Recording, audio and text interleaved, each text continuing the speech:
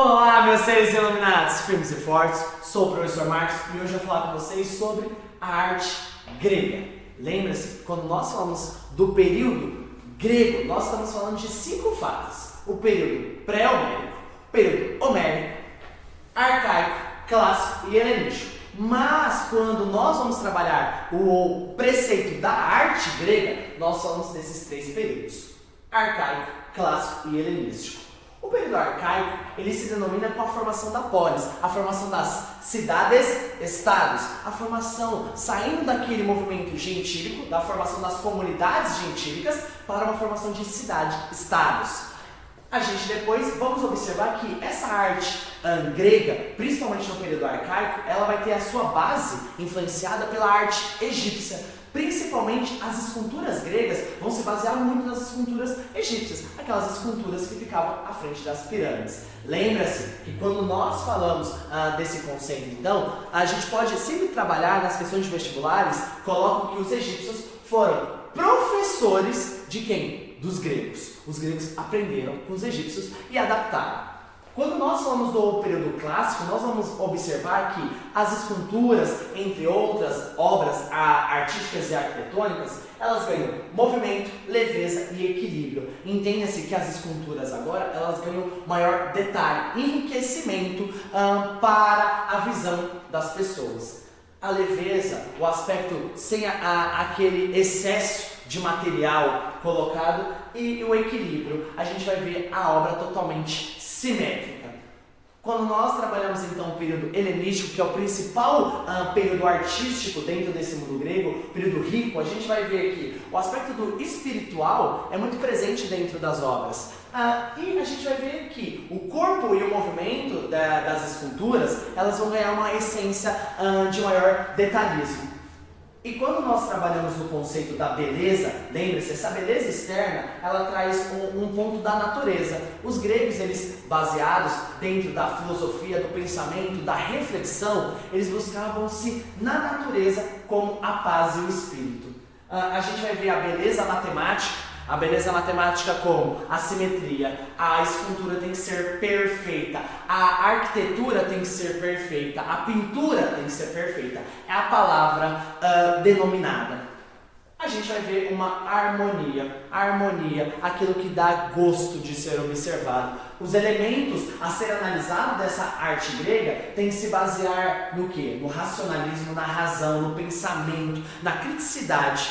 A gente vai ver a beleza. Professor, nós buscamos a beleza hoje, sim. Podemos até, um grande historiador famoso diz que nós hoje somos como os gregos. Nós buscamos uma beleza, um padrão, um rótulo. É o que acontece hoje. Infelizmente, nós observamos em comerciais, tudo isso, o quê? Um rótulo. A gente tem que ser aquela pessoa que está vendendo a propaganda de shampoo, de roupa. Nós temos que lembrar que todos nós somos diferentes. Mas os gregos buscavam um padrão de beleza, algo que a pessoa deveria ser. Nossa, professor, muito hoje, né? Por isso que o historiador fala, a comparação do mundo contemporâneo para a antiguidade clássica, ela está correlacionada, junta. A gente vai ver que os gregos, eles eram antropocêntricos. Eles colocavam o homem no centro do universo. O homem é o centro, então todas as obras têm que representar o ser humano, valorizando o meu corpo. O corpo, ele é belo, então ele tem que ser demonstrado. Por isso que a gente observa as esculturas do nu. O nu é o principal ponto, por isso que a gente vai ver que dentro da Grécia, o aspecto da beleza, ela transforma no quê? Na sua nudez, porque nós vemos o mundo assim. E a gente vai ver que dentro dessa arte, pintura, arquitetura ou também dentro da escultura, a gente vai ver o heroísmo e a mitologia. A educação grega, ela tem que ser pautada através da arte. Por quê? Isso é o ponto dessa cultura. E eles buscavam a verossemelhança. O que isso significa? Eles buscavam o mais próximo do real. Então assim, eles queriam a verdade pura, nua e crua. E a gente já observou isso dentro da matemática simetria. Se eu faço uma representação de uma escultura, o braço não pode ser maior que o outro. Não é um monstro. Mas, porém, entretanto, todavia, a gente tem que interpretar que toda a estrutura ela tem que ser perfeita, ela tem que ser um lado igual ao outro. Quando a gente trabalha o conceito do aspecto dos utensílios, os vasos, eles eram usados para contar uma história. A história grega era contada. Quem lembra aí do Hércules, o Hércules da Disney? Sempre que o Hércules tinha algum problema, aparecia um vaso, e nesse vaso tinha ninfas cantando músicas de incentivo a esse herói.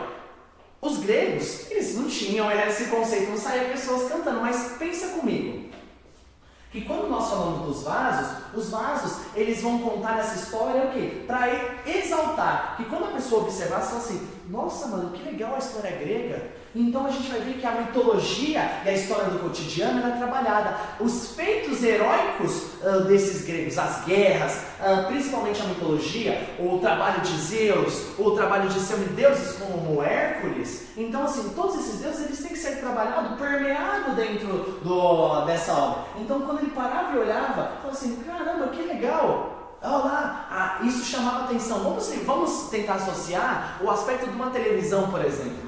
E quando nós trabalhamos o aspecto da arquitetura, temos que observar que essa arquitetura tinha uma funcionalidade. Ela estava presente na vida da polis, na vida daquele povo.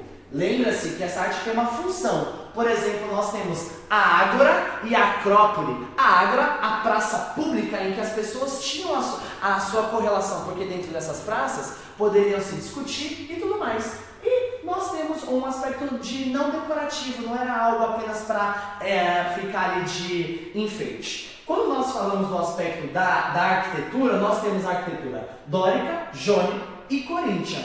A dórica era algo mais simples, já o jônico era um luxuoso feminino, já o coríntio ele era uma coluna que tinha muitos detalhes. Tudo bem, meu povo? Então, agradeço, lembre-se sempre que quando eu falo da arquitetura dórica, eu estou falando de uma arquitetura simples. Por quê? Uma arquitetura que estava sofrendo muitos conflitos naquele local e ela precisaria ser simples, apenas para segurar, para sustentar. Já o jônico, a gente tem algo mais luxuoso, detalhes.